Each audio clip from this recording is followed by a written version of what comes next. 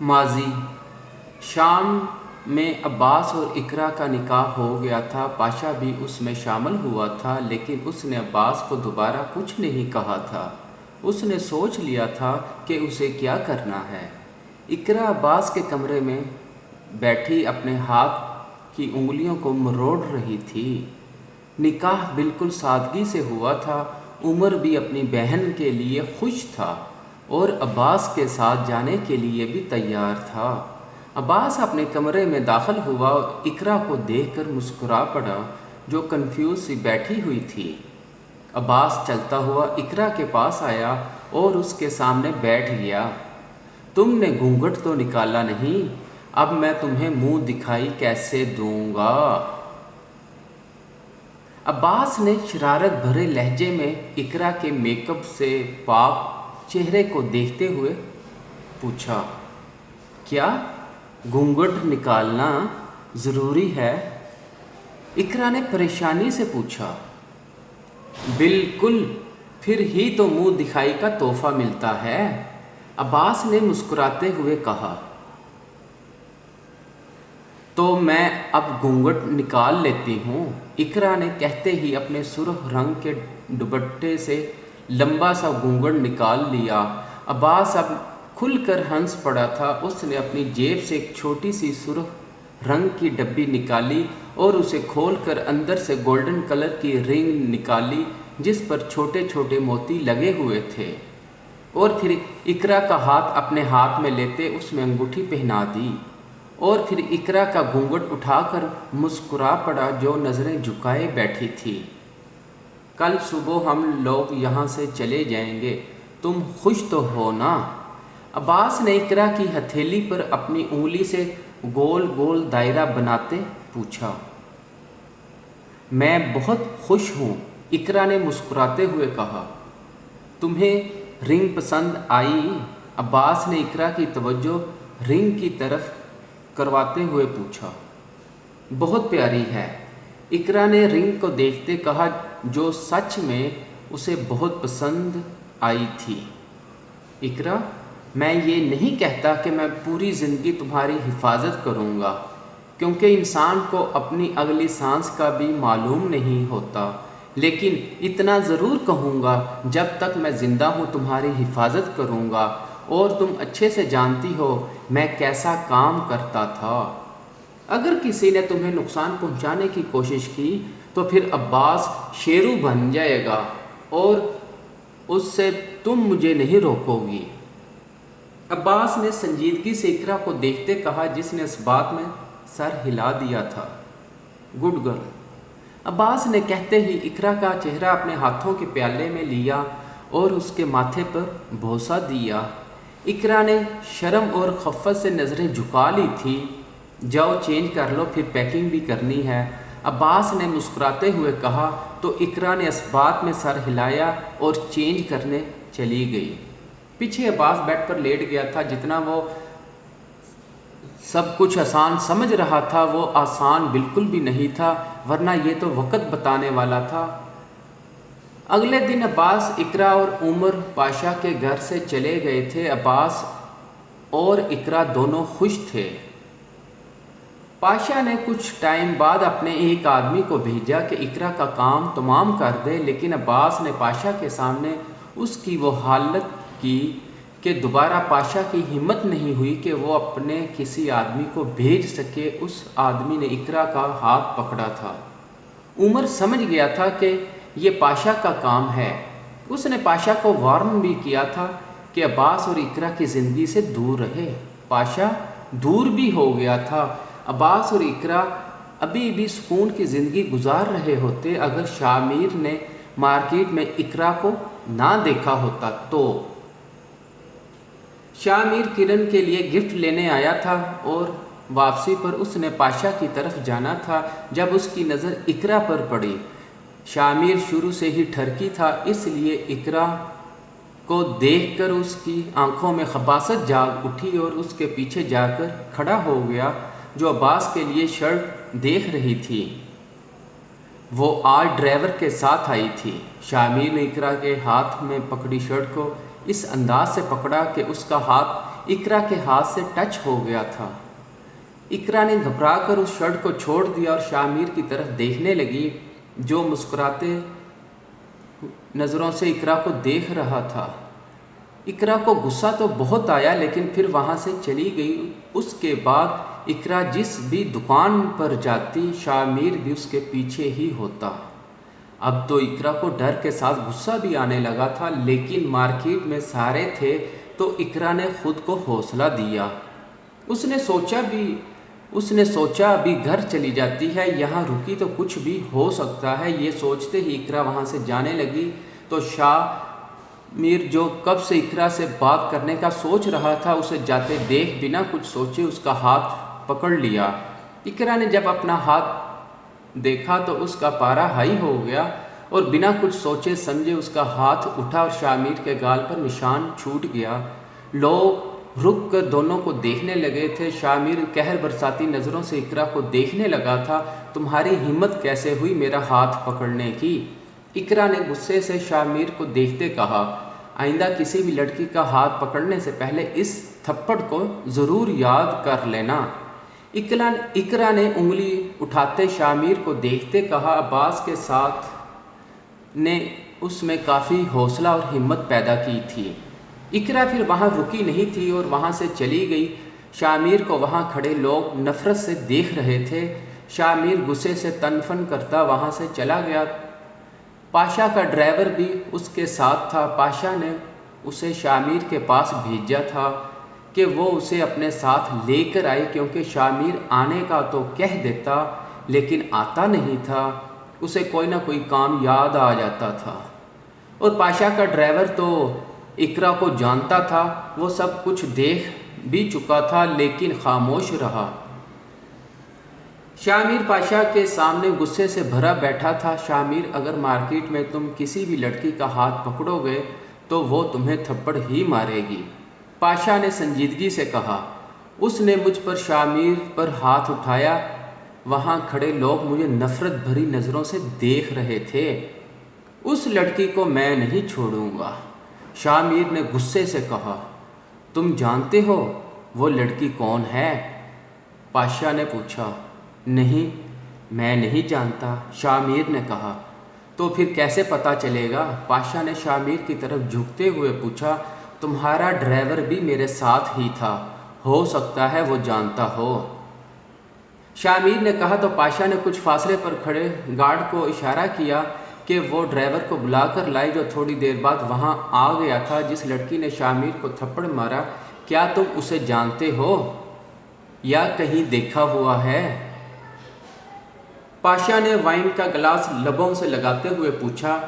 Sir, वो Abbas sir की बीवी इकरा थी, ड्राइवर ने नज़रें झुकाकर जवाब दिया। और पाशा, जो आराम से बैठा था, फौरन सीधा होकर बैठ गया। क्या कहा तुमने? वो इकरा थी, पाशा ने ड्राइवर के सामने आते पूछा। जी सर, ड्राइवर ने कहा। ठीक है, जाओ यहाँ से, पाशा ने परेशानी से कहा और अपनी शर्ट का ऊपरी बटन खोला। ये तो और भी अच्छा हो गया, शामिर ने पाशा को देखते कहा। शामिर, तुम्हारा दिमाग तो ठीक है, जानते हो तुम क्या कह रहे हो? पाशा अपने बालों में हाथ फेरते हुए कहा। पाशा, मुझे वो लड़की किसी भी हाल में चाहिए। उसने शामिर को थप्पड़ मारकर बहुत बड़ी गलती की है। सज़ा तो उसे मिलनी चाहिए, और ऐसी सज़ा जो वो पूरी ज़िंदगी याद रखे। तुम जानते भी हो वो लड़की कौन है? पाशा ने दहाड़ते हुए शामिर को कहा। वो अब्बास की बीवी है। अगर उसे पता चला तो बहुत बड़ी मौत देगा, पाशा ने अपना माथा मसलते हुए कहा। पाशा पैसों के लिए काम करता है, ना तो जितने पैसे तुम मांगोगे मैं तुम्हें दूंगा, लेकिन वो लड़की कल सुबह तक मुझे अपने कमरे में चाहिए। और तुमने ही कहा ना कि अब्बास सब कुछ छोड़ चुका है, तो अब वो कुछ नहीं कर सकता। और तुमने कहा था मेरा एहसान ज़रूर उतारोगे, तो वक़्त आ गया है, मुझे वो लड़की ला कर दो। शामीर ने सुर्ख आंखों से पाशा को देखते हुए कहा, जो खुद किसी सोच में गर्क था। ठीक है, कल सुबह वो तुम्हारे कमरे में होगी। पाशा ने कुछ सोचते हुए कहा। शामीर के चेहरे पर शैतानी मुस्कुराहट आ गई थी। इकरा घर में दाखिल हुई तो बहुत गुस्से में थी। अब्बास थोड़ी देर पहले ही ऑफिस से आया था और इकरा का ही इंतज़ार कर रहा था। इकरा, तुम्हें कितनी बार कहा है मेरे या उमर के साथ बाहर जाया करो। अब्बास ने सख्त गुरी से इकरा को नवाजते हुए कहा, जो अब्बास को गुस्से में देखकर मुस्कुरा पड़ी थी। मुझे कुछ सामान लेना था और आप गुस्से में बहुत क्यूट लगते हो। इकरा ने अब्बास के गाल को खींचते हुए कहा, जिसने इकरा को बाजू से पकड़कर अपनी गोद में ही बिठा लिया था। मैं क्यूट ही हूँ और मैं सोच रहा था क्यों ना उमर को मामू बना दिया जाए। अब्बास ने इकरा के चेहरे पर आती बालों की लटों को कान के पीछे करते दोमैनी अंदाज में कहा, जिस पर इकरा शर्मा गई थी। कल आपकी बर्थडे है और मैं आपके लिए एक बहुत अच्छा सरप्राइज़ सोचा हुआ है। इकरा ने शर्माते हुए कहा। अब्बास जानता था इकरा के सरप्राइज़ की बात कर रही है और आज अब्बास बहुत खुश था, लेकिन वो चाहता था इकरा खुद उसे बताए। फिर तो मुझे कल का बेसब्री से इंतज़ार है, अब्बास ने इकरा की नाक को खींचते हुए कहा। जिस पर इकरा हंस पड़ी थी, उसके कंधे पर ही सर रख कर लेट गई। कल ही तो उसकी रिपोर्ट आई थी और वो अब्बास को उसकी बर्थडे पर खुशखबरी देना चाहती थी कि वो बाबा बनने वाला है, लेकिन अब्बास पहले ही वो रिपोर्ट को देख चुका था। आगे दिन इकरा को अब्बास के लिए गिफ्ट लेना था और वो मार्केट आई थी। घर के पास वाली मार्केट में ही उसने जाना था। अभी उसने अपनी गाड़ी से निकलकर 5 कदमों का फासला तय किया होगा जब पीछे से किसी ने उसके मुंह पर रुमाल रखा। ये इतनी जल्दी हुआ कि इकरा कुछ समझ न सकी। इससे पहले कि वो कुछ समझती, रुमाल पर लगी बेहोशी की दवा की वजह से होश से बेगाना हो गई। पाशा के आदमी ने इर्द गिर्द देखा, जो काफ़ी देर से खड़ा इकरा का इंतज़ार कर रहा था, क्योंकि इकरा ज़्यादा उसी मार्केट में आती थी और पाशा जानता था आज ज़रूर इकरा घर से बाहर निकलेगी।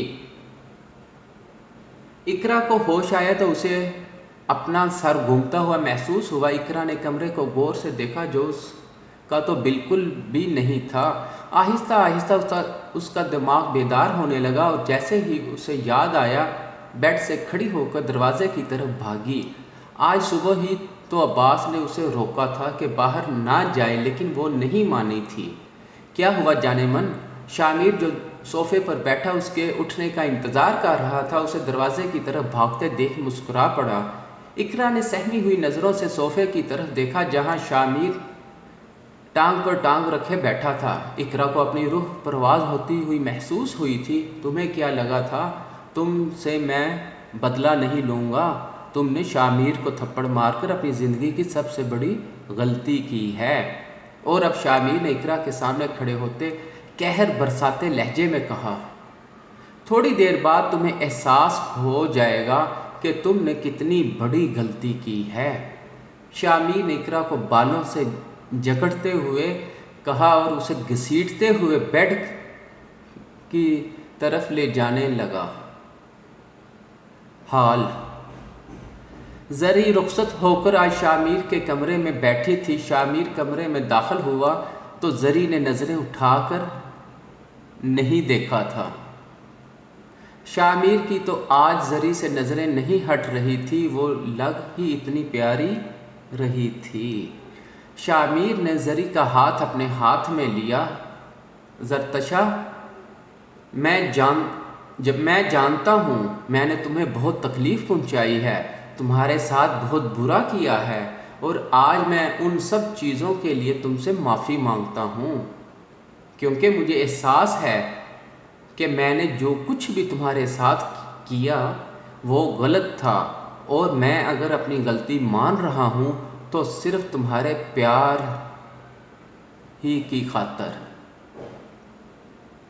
شاہ میر زری کے چہرے کو اپنی نظروں کے حصار میں لیتے ہوئے بول رہا تھا اور زری جتنا حیران ہوتی اتنا کم تھا۔ میں چاہتا ہوں ہم دونوں اپنی پچھلی باتوں کو بھول کر اپنی نئی زندگی کی شروعات کریں۔ میں تم سے بہت محبت کرتا ہوں اور امید کرتا ہوں تم مجھے معاف کر دو گی۔ شاہ میر نے زری کی کلائی میں پہنے بریسلٹ کے ساتھ چھیڑ خانی کرتے کہا۔ زری شاہ میر کی بات سن کر اندر سے خوش ہوئی تھی۔ شاہ میر نے زری کے لیے لایا ہوا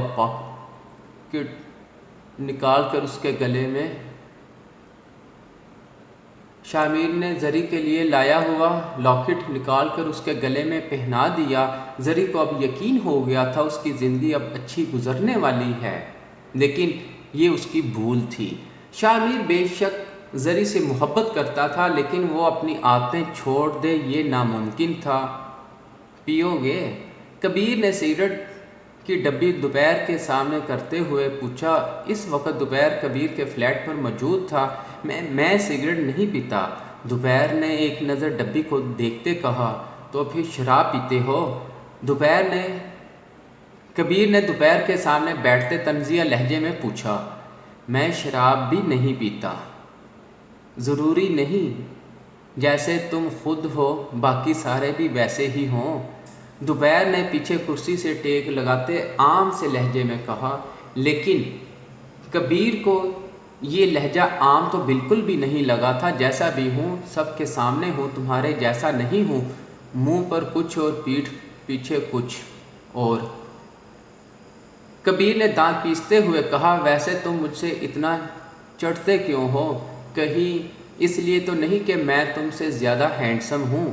دوپہر نے ایک آنکھ دباتے پوچھا۔ اسے کبیر کو چھیڑنے میں مزہ آ رہا تھا۔ میں نے کچھ ضروری بات کرنی تھی، اس لیے دونوں کو بلایا تھا۔ دوپہر کی بات سن کر کبیر کہا لگائے ہنس پڑا اور آئینے میں اپنی شکل دیکھو، جواب خود ہی مل جائے گا۔ کبیر نے مسکراتے ہوئے کہا،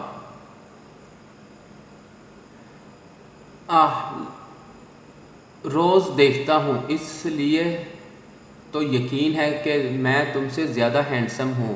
دوپہر نے کبیر کے سامنے آتے ہی اس کے ہاتھ سے سگریٹ لیتے ایک گہرا کش لے کر کہا اور پھر خود اندر چلا گیا۔ اس وقت اسے سچ میں سگریٹ کی بہت ضرورت تھی، لیکن کبیر کو چڑھانا بھی تو تھا۔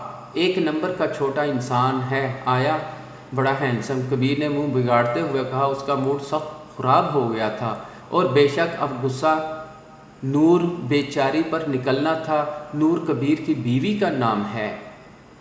دوپہر اندر جا کر چکر لگانے لگا تھا، بے چینی سے اسے گھیرا ہوا تھا۔ وہ جانتا تھا آج زری کی رخصتی ہے، میں کیوں اس کے بارے میں اتنا سوچ رہا ہوں؟ دوپہر نے جھنجھلا کر کہا، پیار جو کر بیٹھے ہو، اس لیے پیچھے سے آتی کبیر کی آواز پر اس نے گھور کر دیکھا۔ میں کسی سے پیار نہیں کرتا، دوپہر نے سرد لہجے میں کہا۔ چلو پیار نہیں تو محبت کرتے ہوگے، کبیر نے مزے سے کہا اور ٹی وی آن کر کے بیٹھ گیا۔ اور کبیر خوش تھا کیونکہ اس نے دوپہر کو غصہ دلا دیا تھا، اور دوپہر سچ میں اس وقت غصے میں کھڑا کبیر کو گھور رہا تھا۔ اب کیا نظر لگاؤ گے؟ جانتا ہوں تم سے زیادہ پیارا ہوں، لیکن اس کا مطلب یہ نہیں تم مجھے نظر لگاؤ۔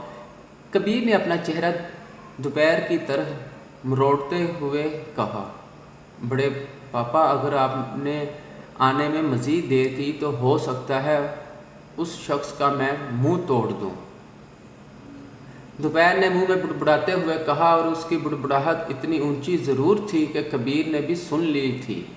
بھائی صاحب میں نے بھی چوڑیاں نہیں پہنی، کبیر نے ڈبل گھوری سے نوازتے ہوئے کہا۔ دونوں نے ایک دوسرے کو کھا جانے والی نظر سے دیکھا۔ دوپہر وہاں سے باہر چلا گیا اور کبیر ٹی وی کی طرف متوجہ ہو گیا۔